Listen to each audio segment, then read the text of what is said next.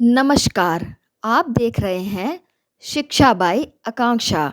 मैं हूं आपके साथ आकांक्षा वर्मा। तो चलिए शुरुआत करते हैं आज की कहानी की, जिसका शीर्षक है प्यारा खरगोश और चालाक लोमड़ी।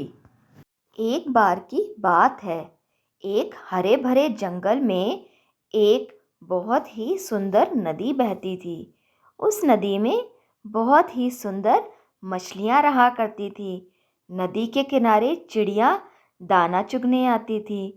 उस नदी के पास एक पेड़ के तने में बहुत ही प्यारा खरगोश रहा करता था।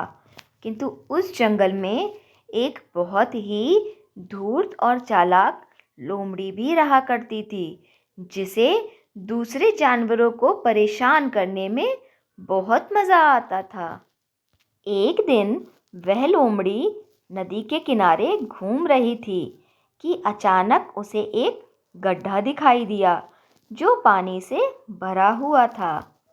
लोमड़ी ने सोचा कि अगर मैं इस गड्ढे में गिरने का नाटक करूं और किसी को बेवकूफ़ बनाऊं तो कितना मज़ा आएगा।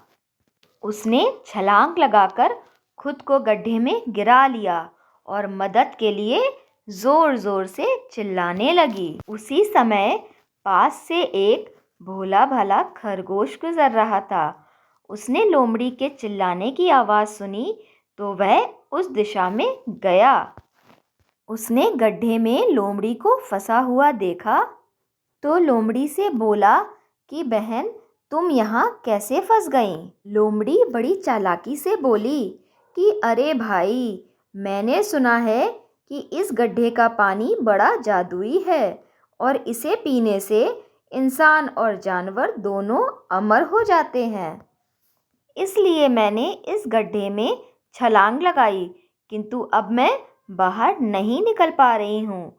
खरगोश को भी लालच आ गया और उसने भी अमर होने के लिए उस गड्ढे में छलांग लगा दी।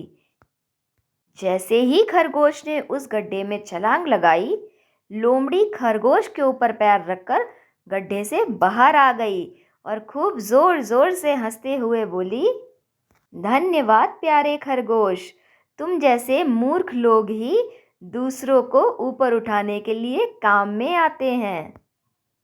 यह कहकर लोमड़ी जंगल की ओर भाग गई और बेचारा खरगोश गड्ढे में फंसा ही रह गया।